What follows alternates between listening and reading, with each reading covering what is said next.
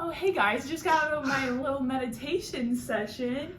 Glad you can join me. My name is Erica. I'm part of the Midwestern OT program, and I'm here to share with you my my mindfulness kit. So mindfulness is something that I try and practice throughout my daily life, and I think it's important to maintain my stress and my health and wellness. And also, it's really good just for relaxation, maybe before bed. And yeah, it's just something that I think everyone should implement one or two things in their daily life to be able to be more present. Okay, so one thing to create mindfulness is getting in touch with our five senses. So when we're feeling really overwhelmed, we're not in the present moment, and so getting in touch with our senses is one way we can ground ourselves again. So you can do this by just being more aware of what's around us, of hey, what am I seeing, what colors do I see, what certain shapes, what am I hearing. Maybe you're on a walk. Are you hearing birds? Do you hear the wind? Do you hear the cars around you? What smells are around you? Do you smell a candle? Do you smell pins from being inside at school? Do you smell stinky trash?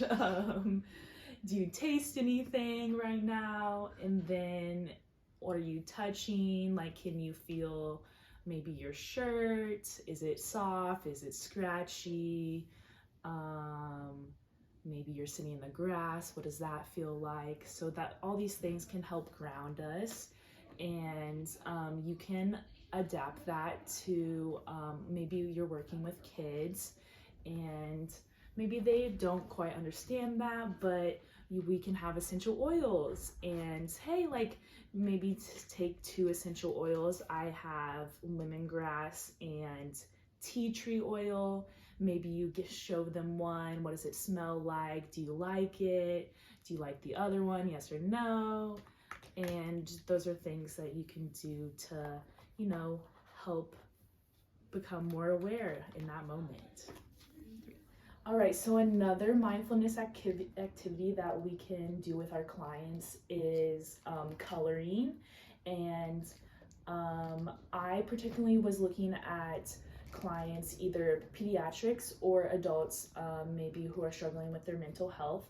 So I have this coloring book that is more suited for pediatric clients. And that one a little scary.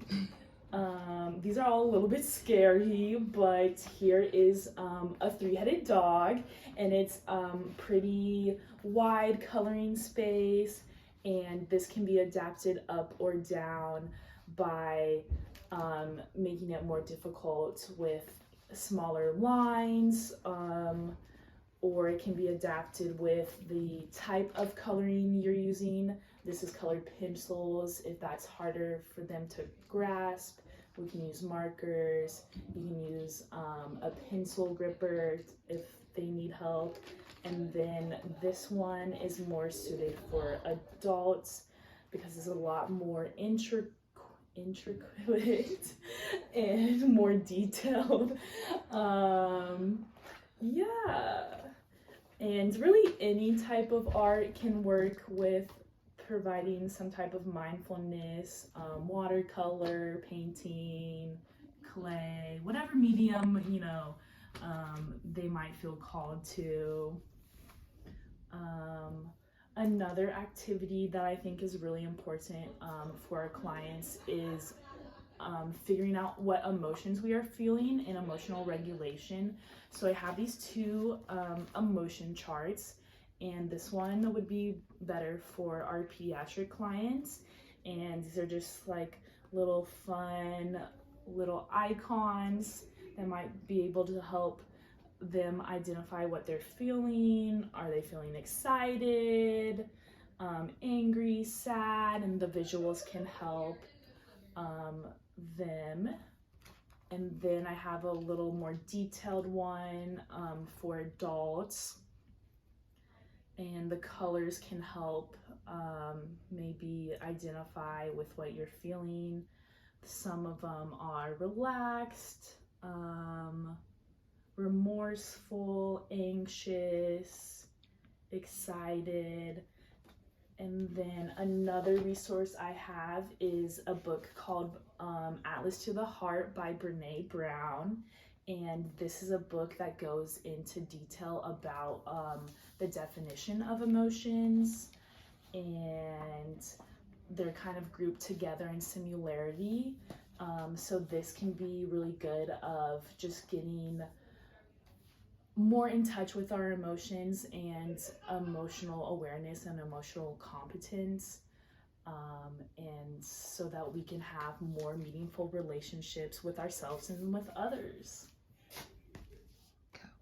Another activity in my kit is journaling, and this I did more for the adult population. So this is just a plain journal where someone can just do a mind dump of what they're feeling in the moment, or they maybe have some already pre-planned journaling prompts that they might want to do. And then this journal is a guided journal, and this can be a grade down to journaling, and it has already planned prompts that the client can just follow and hopefully help them stay more on track with journaling, since everything's already in there.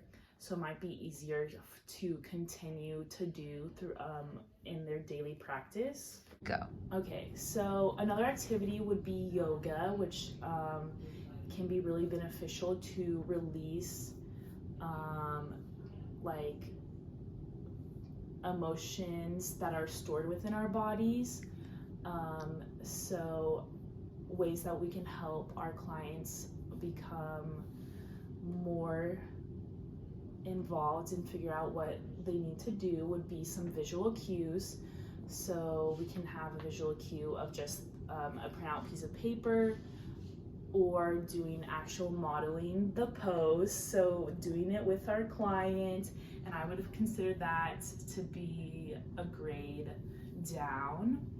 And you can also grade up or grade down the activity, maybe just by sitting, maybe it's chair yoga, to make sure that it's more accessible to certain clients.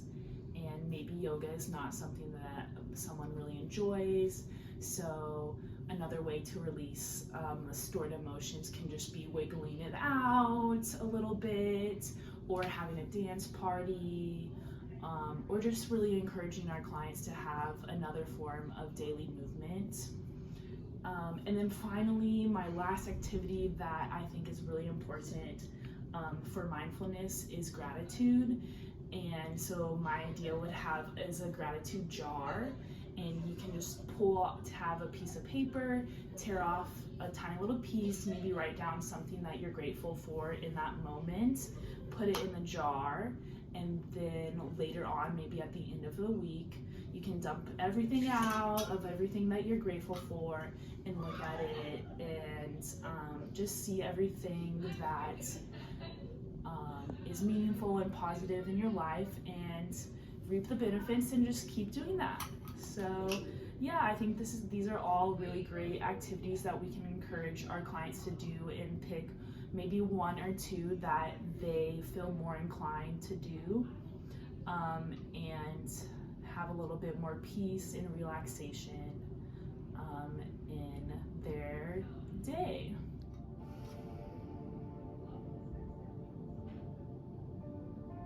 Have you started, right? Yeah, I'm good on that one. Okay, good. Go. Another activity in my kit is journaling, and this I did more for the adult population. So this is just a plain journal where someone can just do a mind dump of what they're feeling in the moment, or they maybe have some already pre-planned journaling prompts that they might want to do.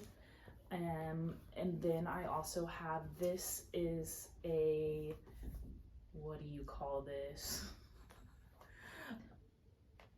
Down would be